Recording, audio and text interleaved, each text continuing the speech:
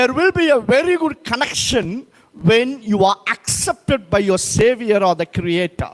உன்னுடைய சிருஷ்டி கர்த்தராலே நாம் அங்கீகரிக்கப்படும் போது, கர்த்தர் உங்களுடைய சூழ்நிலைகள் எதுவாக இருந்தாலும் சரி, நாம் இருந்தாலும் மறைந்தாலும் தேவனுக்காக செய்ததையும் கொடுத்ததையும் கர்த்தர் நினைத்தருளி கொண்டே இருப்பாராம். ஆமென், அல்லேலூயா.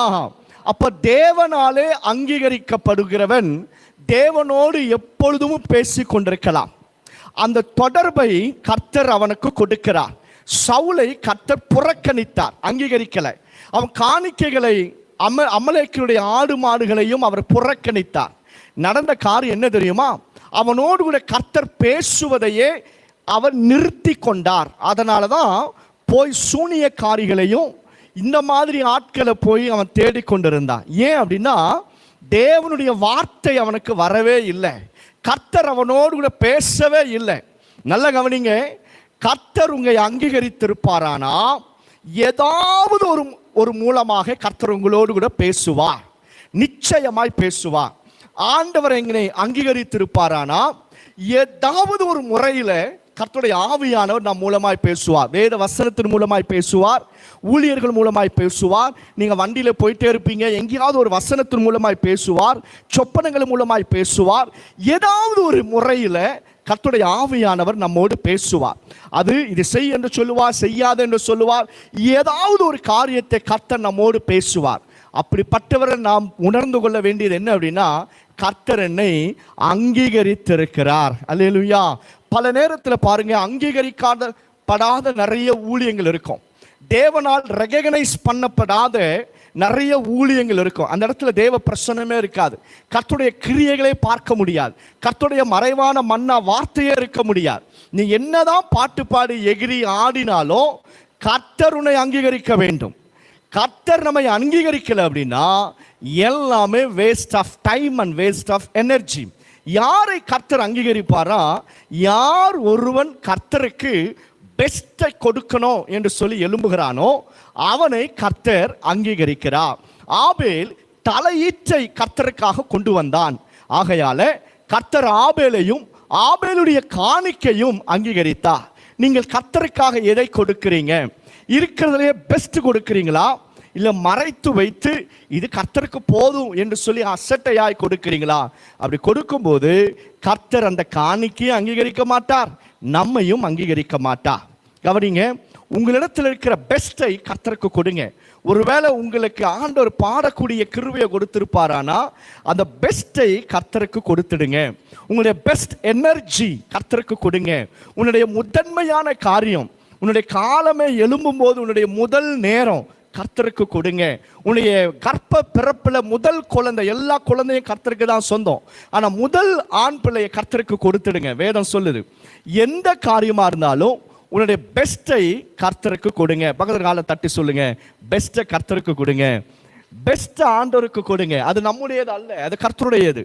நீங்க ஆண்டவருக்கு கொடுக்கும்போது கர்த்தர் நம்முடைய மனப்பான்மையை பார்க்கிறார். எந்த மனப்பான்மையோடு நம்ம கொடுக்கிறோம் என்று சொல்லி.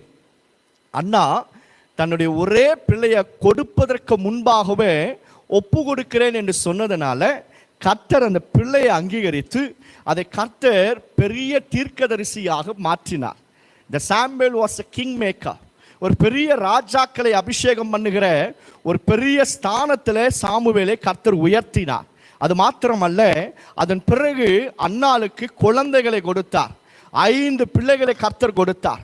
அதே போலதான் நீங்க ஆண்டவருக்காக உண்மையும் உத்தமமாக பெஸ்டானதை கொடுக்கும்போது நீங்கள் கொடுக்கிறதை கர்த்தர் பெருக பண்ணுவா. விசுவாசத்தோடு நீங்க கொடுக்கும்போது கர்த்தரை கனம் பண்றீங்க. மனுஷனிடத்துல கொண்டு வந்து கொடுக்கல, ஆலயத்தில் கொடுப்பது மாத்திரம் அல்ல, கர்த்தருக்கு கொடுக்கிறோம். நீங்க கர்த்தருக்கு கொடுத்து இருக்கிறதுலே பெஸ்டானதை நீங்க கொடுத்து பாருங்க, ஆண்டவர் உங்களை அங்கீகரிப்பார். அப்போ ஆண்டவர் என்னை அங்கீகரிக்கிறது என்னால் எப்படி தெரியும் அப்படின்னா, அவர் எப்பொழுதும் நம்மோடு கூட பேசிக்கொண்டே இருப்பார். சாமுவேலோடு கூட கர்த்தர் பேசினாரா? ஏன் பேசினாரு? அவரை கர்த்தர் அங்கீகரித்தார். ஏன் அங்கீகரித்தாரு? அவர் இரவும் பகலும் தேவாலயத்தில் கர்த்தருடைய பணியை சின்ன வயதிலிருந்தே செய்து கொண்டு வந்தார். ஆனால் ஏலியுடைய குமாரர்களை கர்த்தர் அங்கீகரிக்கவே இல்லை. அவர்களை கர்த்தர் அழித்து போட்டார். ஏன் அழித்து போட்டார் அப்படின்னா, ஆலயத்துக்கு வந்து காணிக்கை கொடுக்கிற ஸ்திரீகளோடு அவன் தவறாய் நடந்து கொண்டதுனால தேவன் அவர்களை புறக்கணித்தார். Remember, ministry is very dangerous thing. உன்னுடைய இஷ்டத்துக்கு நீ ஊழியத்தை செய்ய முடியாது. பிப்ளிக்கல் ரூல்னு ஒன்று இருக்கு. அந்த ரூல் பிரகாரமாக தான் நம்ம ஊழியம் செய்தாதான் அதை கர்த்தர் அங்கீகரிப்பார். நீ என்ன காரியத்தை மாற்றினாலும் வேத வசனத்தை நம்மால மாற்றவே முடியாது. நீங்க ட்ரெண்டுக்கு ஏத்த மாதிரி என்ன வேணாலும் மாற்றலாம். உன் ஹேர் ஸ்டைலை மாத்து, உன் ட்ரெஸ்ஸை மாத்து, உன் ஸ்தலத்தை மாத்து, என்ன வேணாலும் மாத்து. ஆனா வேத வசனத்தை மாற்றிட முடியாது. வேத வசனத்துக்கு ஏற்றா போல நம்மை நாம் வணைந்து கொடுத்து மாற வேண்டுமே ஒழிய ஒரு நாளும் காலத்திற்கு ஏற்பவாறு வேத வசனத்தை மாற்றவே முடியாது. எத்தனை பேரால் ஆமேன் சொல்ல முடியும்? ஆமேன். எனக்கு தகுந்த மாதிரி வேத வசனத்தை வணைந்து கொள்வது ஊழியம் அல்ல. அது ஒரு சரியான கிறிஸ்தவ வாழ்க்கை அல்ல. வசனத்துக்கு ஏற்ற மாதிரி என்னை வணைந்து ஒப்பு கொடுக்க வேண்டும். அவர்களைத்தான் கர்த்தர் அங்கீகரிப்பார். உன்னை கர்த்தர் அங்கீகரித்திருப்பார். ஆனால் கர்த்தருடைய பிள்ளைகளை அவர் உன்னோடு கூட பேசி கொண்டிருப்பார். அவர் உன்னோடு கூட இடைப்பட்டு கொண்டே இருப்பார். நீ எந்த சூழ்நிலை இருந்தாலும் சரி, வாட் எவர் யுவர் ஏஜ், உன்னுடைய எக்ஸ்பீரியன்ஸ் எதுவாக இருந்தாலும் சரி, அவர் நம்மோடு கூட ஏதாவது ஒரு முறையில் பேசிக்கொண்டே இருப்பார். பாருங்க, ஏதாவது ஒரு முறையில் பேசிக்கொண்டே இருப்பார். புறக்கணிக்கப்பட்டவர்களோடு கர்த்தர் பேசுவதை நிறுத்துவார். உன்னை ஆண்டவர் அங்கீகரித்திருக்கிறார். உன் காணிக்கை அங்கீகரித்திருக்கிறார். நீ செய்கிற வேலை ஊழியத்தை கர்த்தர் அங்கீகரித்திருப்பாரானா அவர் எப்பொழுதும் நம்மோடு கனெக்டிவ்ல இருப்பார், கனெக்ஷன்ல இருப்பார், பேசிக்கொண்டே இருப்பார். வேத வசனம் உனக்கு புதுசா இருக்கும். வேத வசனம் உனக்கு சந்தோஷமா இருக்கும். ட்ரைனஸ் இருக்காது. பரிசுத்த ஆவியானவர் உன்னோடு கூட இடைப்பட்டு கொண்டே இருப்பார். கையை மேல எடுத்து ஆமென் சொல்லுவோம்.